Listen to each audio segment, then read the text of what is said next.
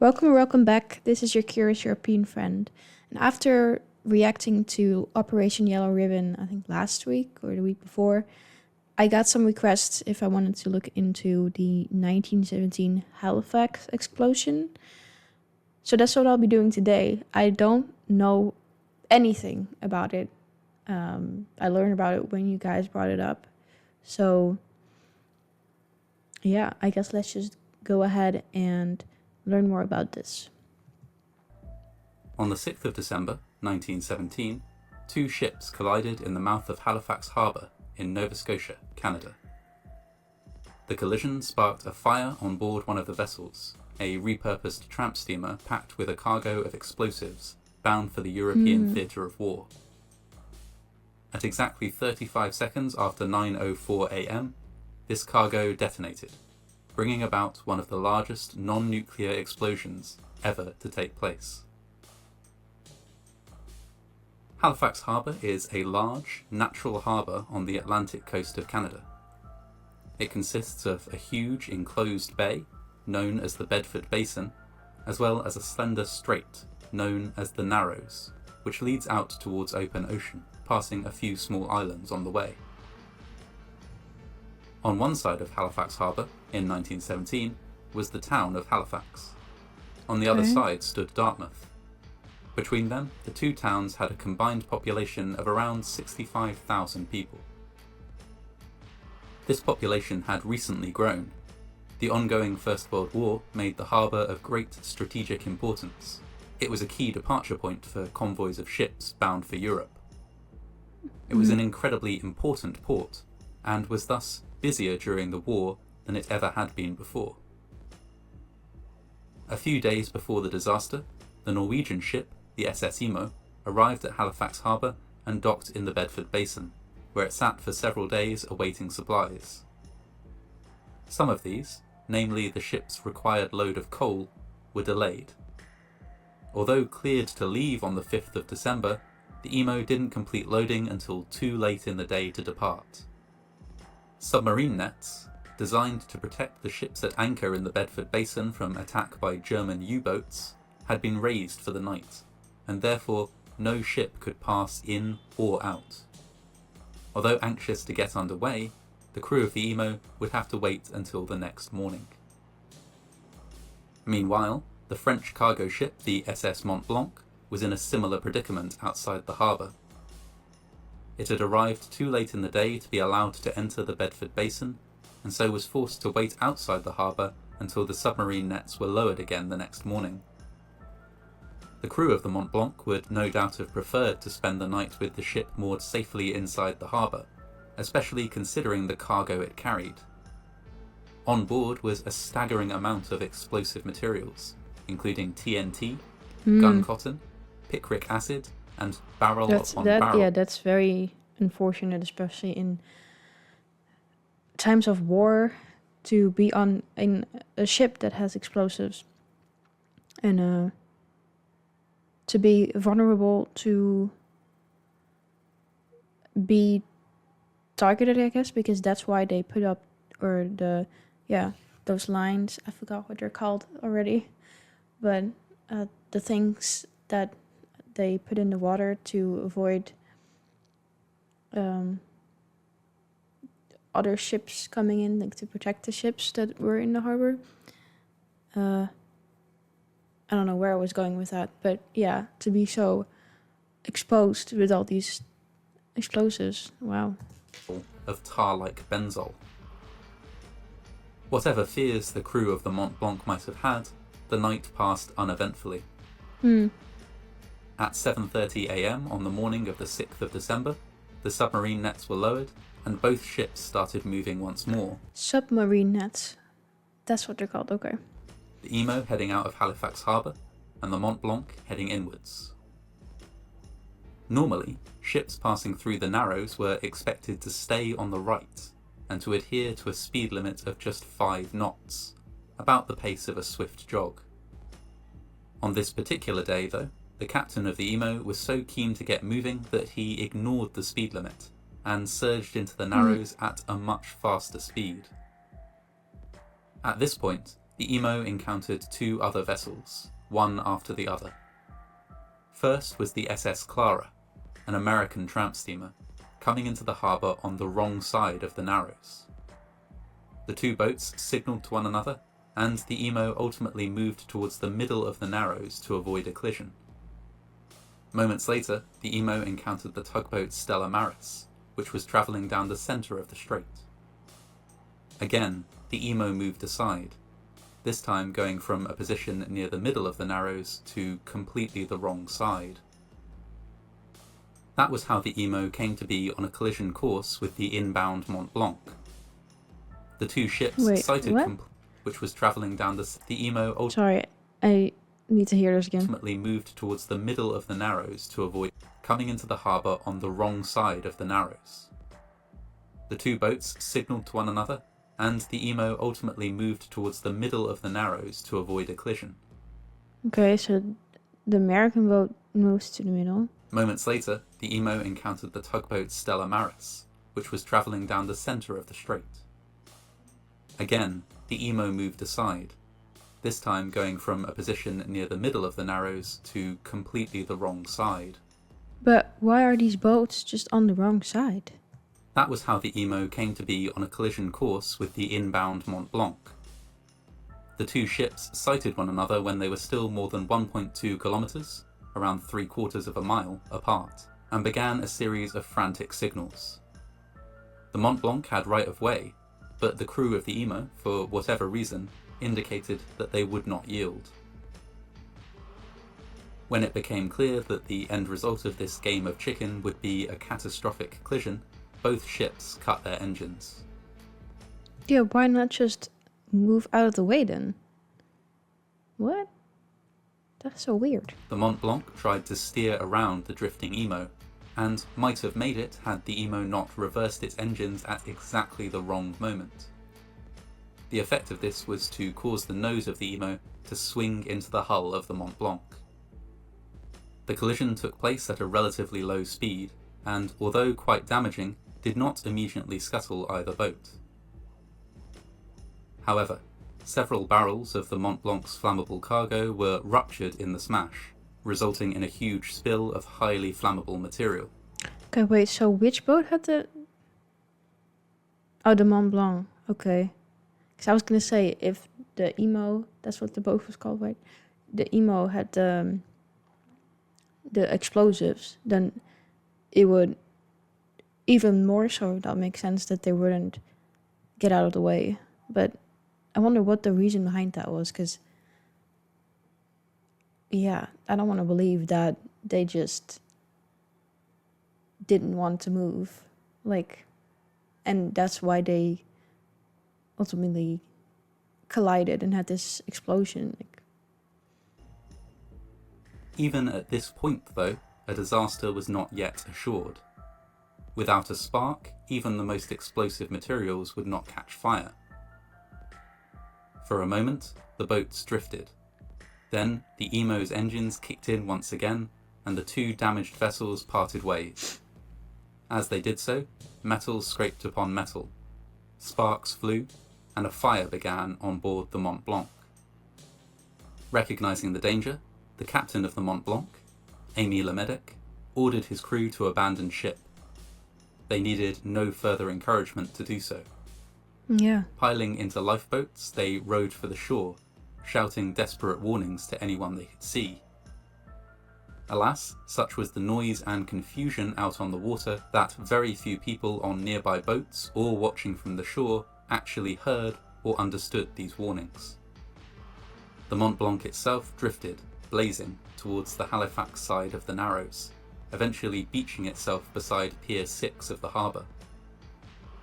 A huge plume of smoke rose into the air above it, and people on both sides of the water were drawn to their windows or to the waterfront in order to watch the drama unfold. I would not be watching that unfold. I would be trying to get as far away from that as possible. I mean, of course, I say that knowing what happened now, but no.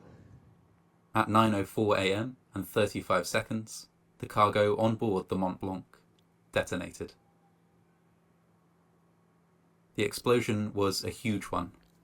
The blast destroyed everything within 2.6 kilometers, or 1.6 Wow. miles, of the grounded ship. Beyond that, severe damage was done to thousands of buildings, and hot fragments of metal rained down across the city. A gun from the deck of the Mont Blanc was launched into the air and touched down again 5.6 kilometers, or 3.5 miles, away. The shockwave travelled at many times the speed of sound and was felt across the whole of Nova Scotia. Buildings disintegrated, trees were flattened, cars tumbled, and ships lifted completely from the harbour and dumped onto land. In the Wow. That's wild.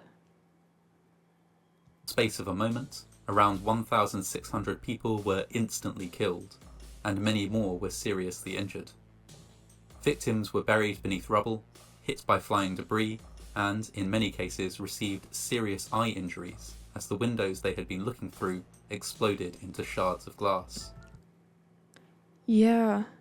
Oh my god. I can't even imagine that. How they must have looked or what that must have done. Like, oh my god. As well as the destructive force of the blast, the explosion created a tsunami, a crashing 6-story wall of water Wow. that surged into the leveled city, crushing and drowning many of those who had survived the initial blast. Oh my god. It just keeps getting worse. I didn't even think about that. Yeah, that could also cause a tsunami.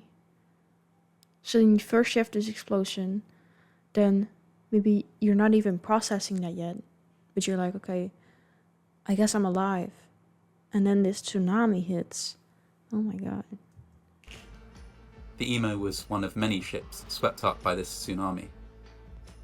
As it was thrown from the harbour, Wait, what? those who had survived the initial blast. The Emo was one of many ships swept up by this tsunami. As it was thrown from the harbour, almost everyone on board was killed. Worse, Thrown from the heart. Like, I can't even imagine. What does that look like? What does that mean? Thrown from the harbor. Like, how far in the air are we talking? That's crazy. yet, as the water receded, fires began to burn in the wreckage. The explosion had destroyed boilers, collapsed factories, and knocked over domestic stoves. Now the rubble caught fire, turning the rescue effort into a race against time. Time was not on the side of the rescuers. Since the explosion had taken place in the context of the First World War, the natural assumption of many was that it had been due to enemy action. Rather than immediately focusing on rescue, soldiers ran to their posts to defend against further attack.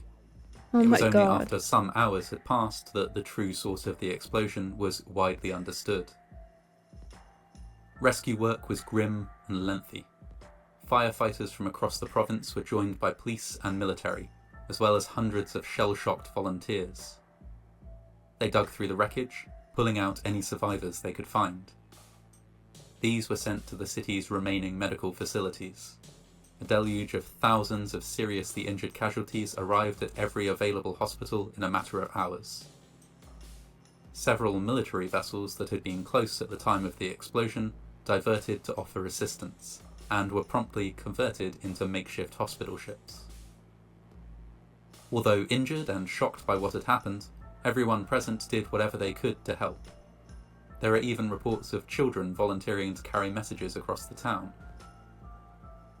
This rescue effort was, however, soon complicated by worsening weather. The day after the explosion, when hundreds of people were still injured, homeless, and trapped beneath rubble, a blizzard descended on the city, bringing below freezing temperatures and 1.2 meters. It keeps getting worse. Oh my god. I'm just like, these poor people. Now a blizzard is upon them. Or 4 feet of snow. Not only did these horrendous conditions present a challenge for rescuers, but they also stopped relief from reaching the city. Trains carrying medical supplies and food were... Yeah. Oh my god. I forgot that you guys get blizzards. Like in the Netherlands, that's not a thing, really. Like we get snow sometimes, but that's, yeah. I think you guys would say like, what is this? Like, this is a snowstorm. But wow. Forced to stop in place in zero visibility, even though their supplies were desperately needed within the blast zone.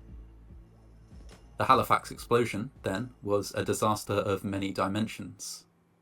As such, the number of dead is difficult to estimate, but stands at around 2,000 in total, with a further 9,000 people suffering serious injury. As soon as the situation on the ground was under control, an inquiry was launched to establish who had been to blame for the incident. It might seem logical that the captain of the Emo was to blame for the disaster. After all, the Emo had been speeding through the Narrows just before the collision. It had been on the wrong side of the strait and had refused to yield even when signalled by the Mont Blanc. However, the presiding judge, Mr. Justice Arthur Drysdale, had little hesitation in blaming the crew of the Mont Blanc, who Why? he alleged had failed to follow the rules concerning the movement of ships. There were likely several reasons behind this rather one-sided judgment, not least of which was a great deal of public anger.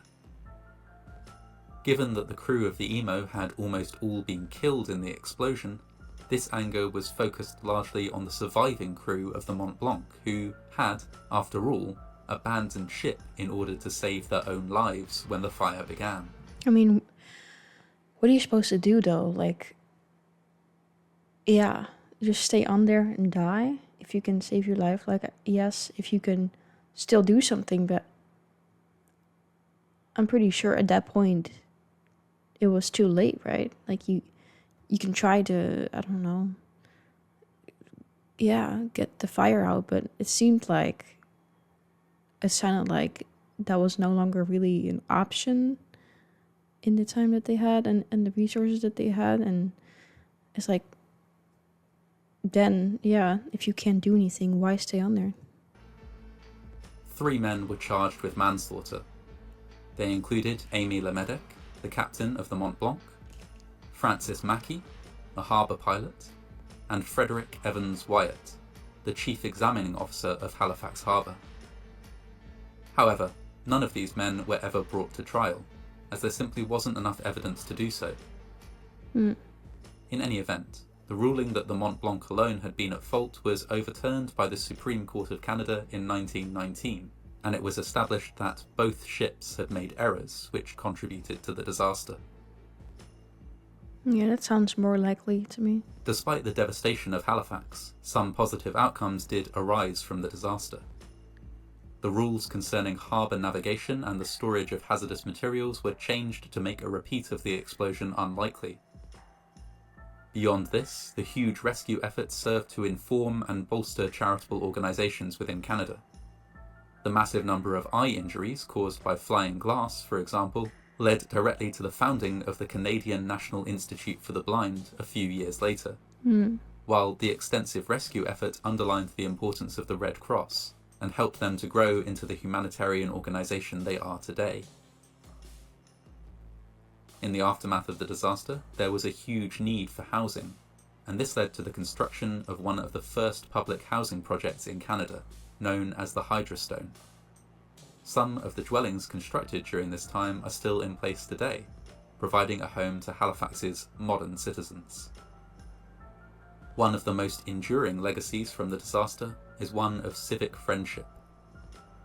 Boston was one of the first cities to send aid to Halifax, and this aid arrived at a crucial time, just as the blizzard was setting in. The help provided by Boston was vital in saving lives and relieving medical staff and rescuers. As a thank you for this vital support at the most difficult time in its history, Nova Scotia donated a Christmas tree to the city of Boston. Many years later, this became a tradition, and to this day, Nova Scotia provides Boston with a tree. So you guys have your own tradition going on as well with Canada, with US in that way, or at least Boston with Halifax.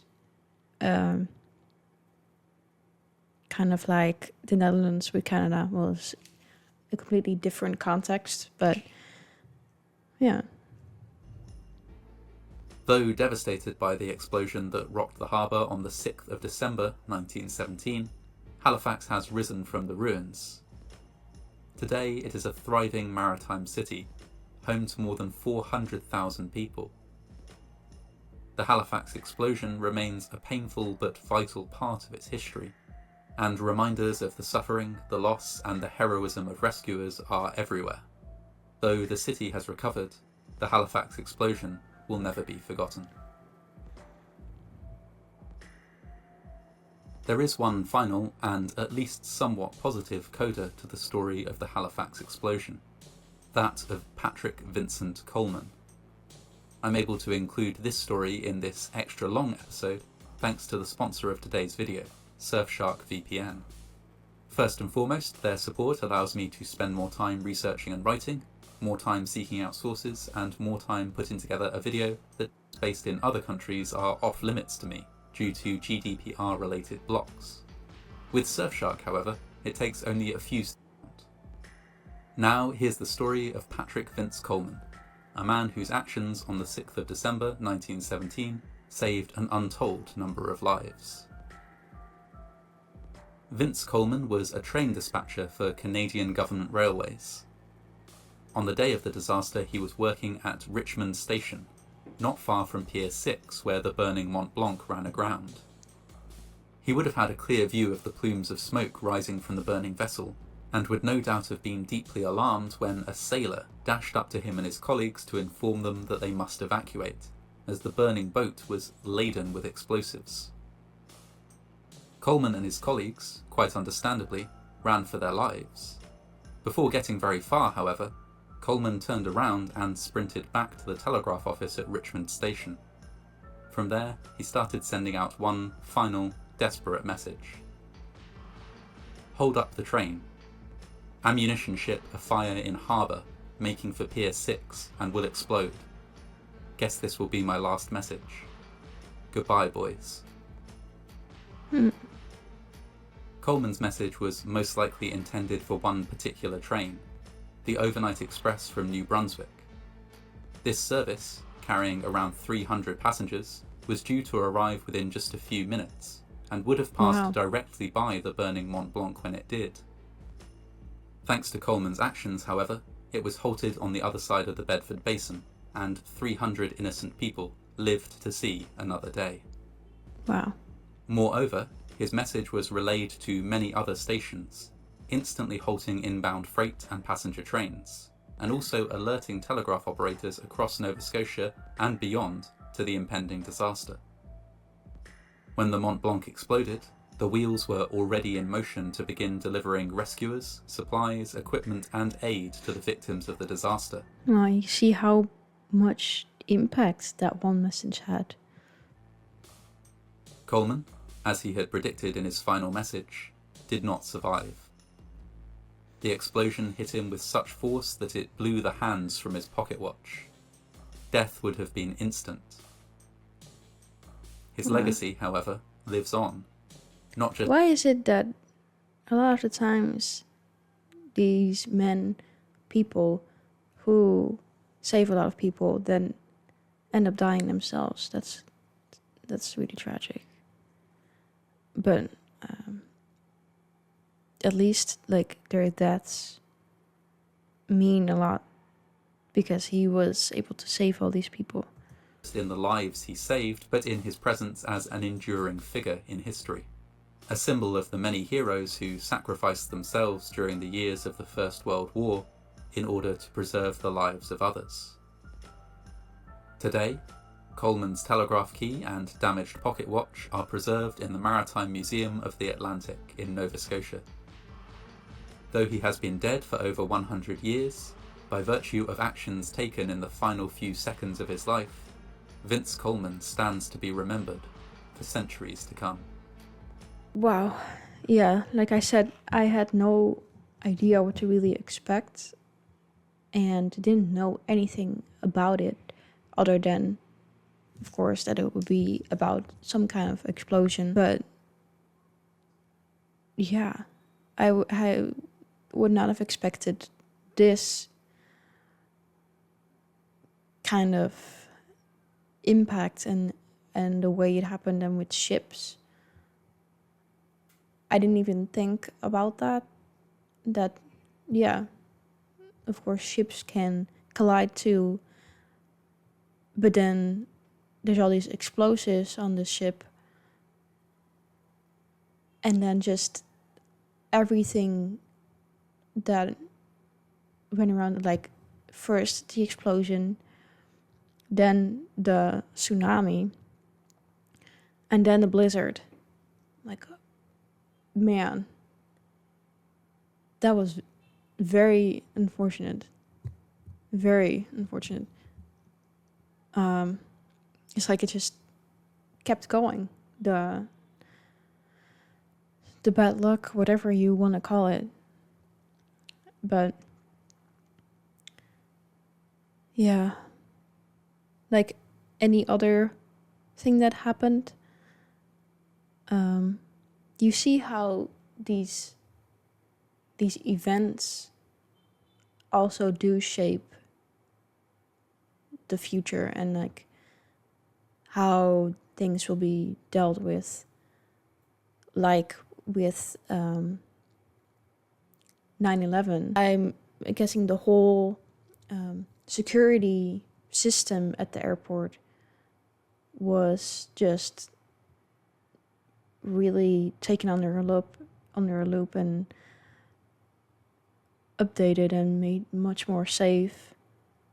And with this, also the like he was talking about, the ship's course, I don't know what to call it exactly, but like, yeah, to make it safer, to make these incidents less likely to happen. I guess what I'm trying to say is at least there's something that we can take away from that and try to make it safer in the future. I guess that's all you can really do. Yeah.